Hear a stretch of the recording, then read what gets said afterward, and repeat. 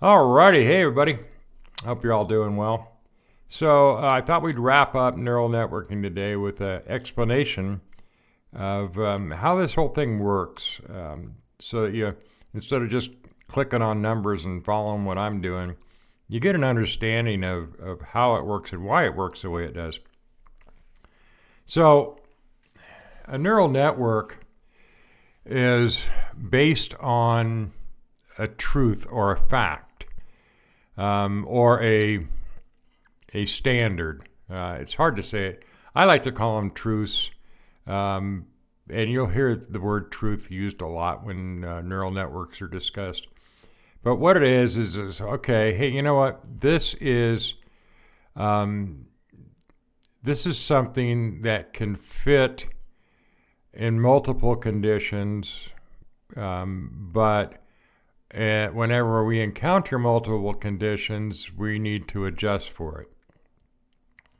So, your truths or are your baseline, so to speak. Okay. So let's see, what is that?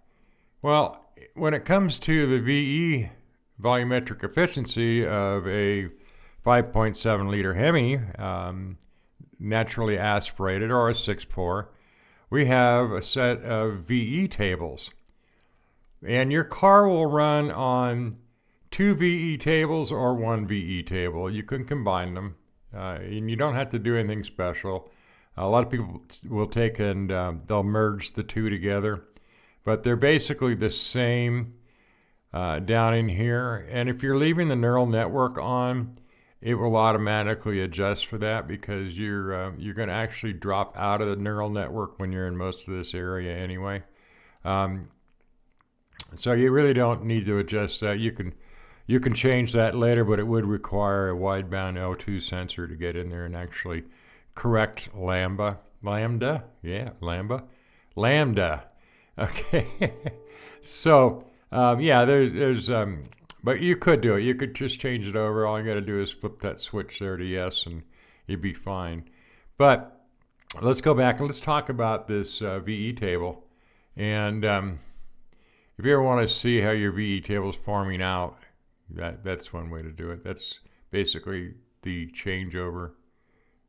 Anyway, I digress. Let's get back on track here. So this is the VE table. A VE table is predictions. So we already know that's what it is. It's predicted. It's the predicted airflow model that the system uses to calculate fuel and spark. So whenever you're in a cell, and there's also using load, and it's using barometric pressure, obviously, your map, air charge. There's a lot of things that go into it, but for this video, we're just going to say it's the air model, and it controls spark and fuel. So this particular VE table, and this is going to be hard to believe, but it's true, has not changed since 2012. And this is my 2023. It's the same exact table for a 5.7. And I don't have a 6.4 model here, but I'm sure you could pull that up and it would be exactly the same, because the engine really hasn't changed all that much. I think PCV is the only thing, and that's emissions, and it's on a different area, an area that I don't like getting into, although I can. You have to have a CAN bus reader to do it. So anyway, this is our VE table, and this is basically the truth table. So if we go over to and take a look at our neural network, we're going to find we have actually two layers, the first layer and then the second layer, and then we have the output layer. So in the first layer, we have the weights, and these are the weights that are applied in certain conditions. And then we have our biases, and our biases are applied by neurons. These are the neurons. You ever wonder what the neurons were? Well, this is what they are. There's 6 neurons in this case. As you can see here, the number of neurons is 6. So it's 1, 2, 3, 4, 5, or 0, 1, 2, 3, 4, 5, which is 6. And that's the bias that is applied to the surrounding cells when the weights are applied. So, okay, where's that take us? Well, that's the first layer. And if we look at the second layer, the weights and biases are different.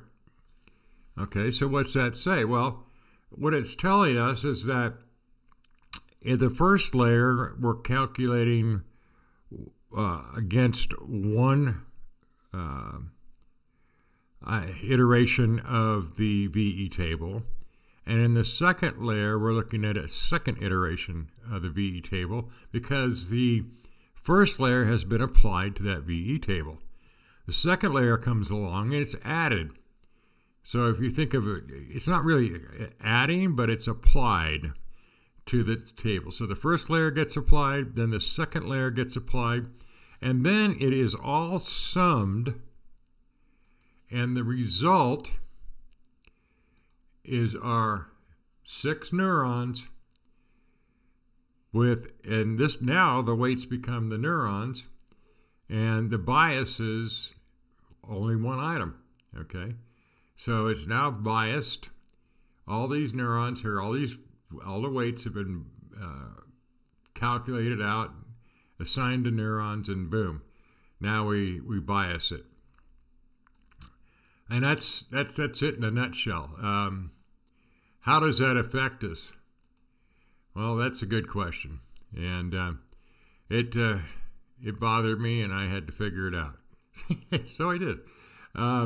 So we take our standard VE table, and those are our standard.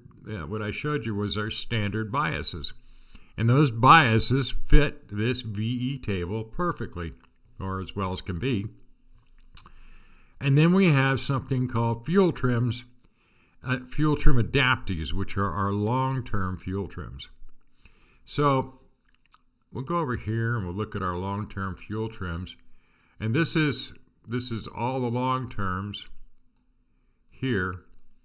But this is trims if I have long terms and short terms applied. You see anything wrong with this? Well, we have short-term fuel trims, and this log file was taken after 100 miles of driving. So it was 100 miles plus another 35 miles, 40 minutes long. This is like almost 41-minute long log file. And we're still having these runaways. Well, what's that caused by? Well, that's because the short-term fuel trims are in there, and we don't have any filtering on here. So we start filtering it down, we filter it down, we filter it down, and pretty soon you filtered out a lot of data, and we've gotten to that steady state. So, normal teachings say, yeah, you've got to be in a steady state before you apply anything. And you say to yourself, okay, so let's see what that looks like. Still looks kind of like a bloodbath, yeah. But let's look at our long-term fuel trims by themselves. What happens here? Okay, this is 100% long terms. So my short-term fuel trims are skewing my data no matter how I filter for it. And I have all the fuel cut types and everything else filtered out of here. I'm not filtering for speed, or RPM rather, or speed. I'm just saying, okay, give me all this data, but make it repetitive. And your long-term fuel trims are what makes it really, really repetitive. So if we look at long-term fuel trims on bank 1, and then we look at long-term fuel trims on bank 2, of course, bank 2 always runs leaner than bank 1, and it's because of the evap system. It's always dumping fumes of some sort out of your gas tank because that's part of the emissions. So that's why your bank 2 always runs lean. But if we look at bank 1 and bank 2, we put them together, we're getting some really, really good data here. And it is stable, it's steady, and it's repeatable. So why would I corrupt it with my short-term fuel trims? Well, there's a couple of 100,000 reasons that people will tell you because every video out there says, you got to do it. You got to do it this way. Otherwise, you're not getting all your trims. And I call BS on that because your short-term fuel trims are 100% reactive. Your trims are never accurate. They're a guesstimate. And they're waiting for the next input from the O2 sensor before they refine themselves. So if you flood a cylinder with a bunch of fuel from a short-term fuel trim, and now your cylinder goes rich instead of lean, because that's what's going to happen, it's immediately going to pull a bunch of fuel out. Is that the right amount? No. That's what we're trying to fix. So if we can only use long-term fuel trims, and if we only use long-term fuel trims for the sole reason that they are steady, they are built up, there's areas in here, yes, where we don't have any yet, but you're not going to have short terms in there either. Or if you do, they're going to be reactive and they're not going to be right. So it can turn that cell upside down in a heartbeat. And that's when you start saying, hey, I just fixed all this stuff and now it's wrong. Well, yeah, it's going to be. Can't be any other way. So I'm breaking with tradition, and I'm going to use a neural network trainer only with long-term fuel trims. And I'm going to do something else that I would bet most people wouldn't do. And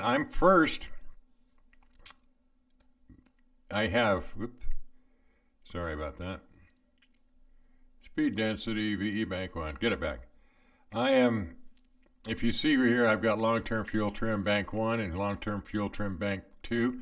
And the model on this is for our standard VE table. In other words, it follows this format and not the VE table format that we have for our neural network trainer. Now, these here do follow that format. So the y-axis and x-axis is followed, but these are now all on long-term fuel trims.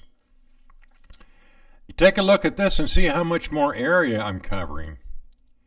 And that's a good thing, because I've got a lot of area, got a lot of good data. The odds that this data is going to do the right thing for me is pretty darn good. But, as I said before, this table is using the current biases. And what does the neural network do?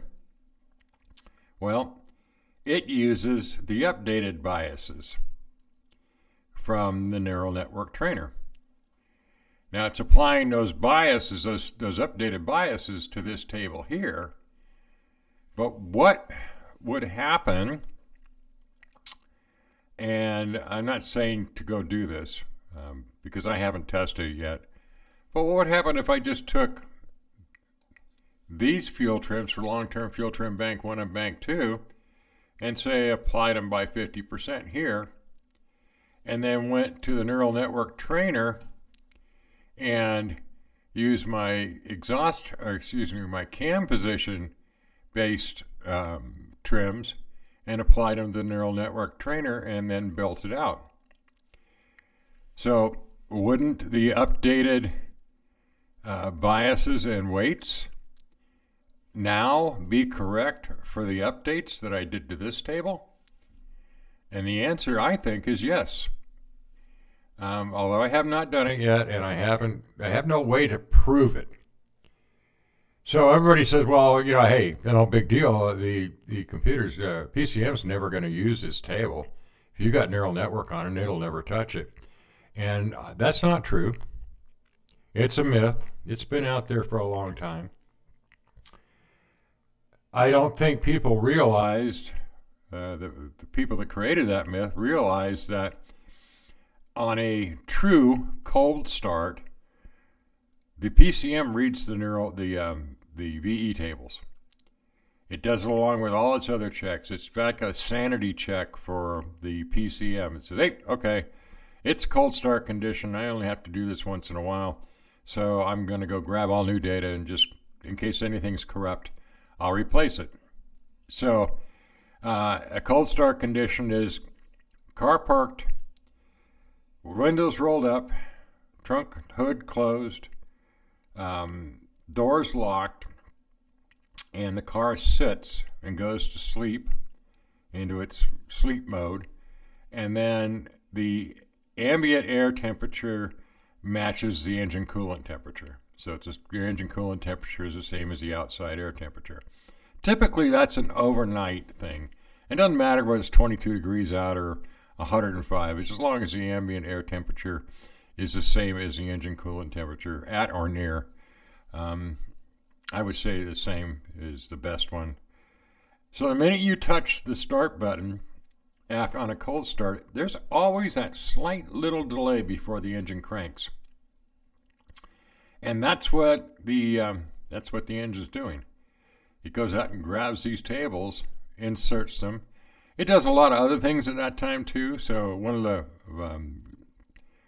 the things you can tell, one of the things you can do to get rid of a check engine light that won't clear on you and you fixed the problem is just let it go to a cold start. It'll check every system. If there's no faults, it'll test every system and say, hey, there's no faults here. Why do you have a fault? I'll clear it. Turns it into no fault, and the check engine light's gone. And some of you may have experienced that already. You fight, finally give up, go to bed, get up the next morning, push the start button, and that check engine light that you fought for 4 hours is gone. So, just so you know that. But that is the time when PCM says, okay, hey, you know what? Just in case I got any corrupt data, I'm reloading the VE tables. So if it reloads the VE tables and the updates are in here, it's going to get them. And if the biases are wrong, which they would be if you just updated this table here and did not update using the neural network trainer, the biases can be off a little bit, but the neural network trainer will fix it. But if they're off and if they're not the same, then your car probably you'll see a change because the biases won't be all that far off. But your car will maybe run okay on the first tune, but by the time you get to that second tune, it's going to start going the wrong way on you. And that's all because the biases didn't get updated. But now that we have the neural network trainer, we can make the changes here. So we take and copy, say we take long-term fuel trim bank 1, and I'm going to grab it all because this is some solid data. It's good, strong data. I'm going to grab that, make a copy of it, and I'm going to paste it in at, let's paste special it by half. This would be the first one. So I put that in by half, and there we go. We smooth that right out. Oop, you know what? I didn't do that right. No wonder. I messed up. Okay, sorry. I'll do it again. There we go. So, yeah, it's a big area that we got covered on that one shot. There's the advantage right there. We can cover a very large area, and this is this is what is considered static data. But when you get to when you start working with the neural network trainer,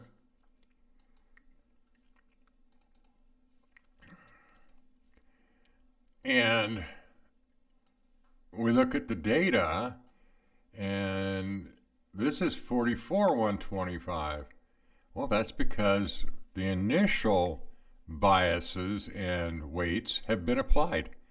That's what the neural network trainer does. It goes out and says, okay, I'm going to apply the weights and the biases, and I'm going to throw them back already updated and in a dynamic table. So now this table has gone from being static to dynamic. And it's cool if you can just get as much data in here at one shot, because the more you get in there, the better odds you have at your biases being proper. So if I took now I can't take that data because that was just one bank, but I can take this data here, which is bank 1 and 2, and can I put it in there? No, I can't. You know I can't do that. I have to take the 105, 128 data and copy it. And so I need the 128, the 105, 128. I'll paste that in there. I'll multiply by half. And now we've covered that whole area in one cam position. Eventually, we will cover the same amount of area as we did here, because every one of those cam positions has data in it. Although it's not exactly in the same spot, it will cover essentially this whole area. So you're going to get this bad idle area where you start it up and you immediately go to 13. Your short-term fuel trims go to like 13% negative, 15% negative, like mine do. And then you'll get, you probably won't get too much up in this area, but you'll get some. So the idea is to get as much data into this thing as possible, so that when you get your result back, you're going to get a result table back, but what's going to change is the biases.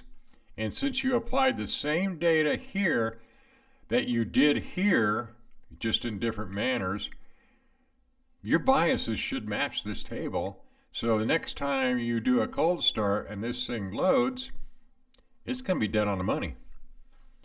Yeah, I think so.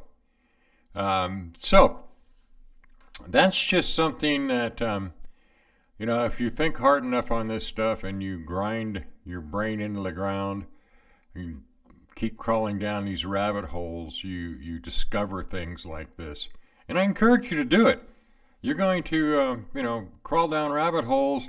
Sometimes you come out with, with the rabbit. Other times you come out just dirt. So, if you don't crawl down that hole, you don't discover and you don't learn. So there we go. That's kind of a wrap up on neural network training and how it works and why it works the way it does.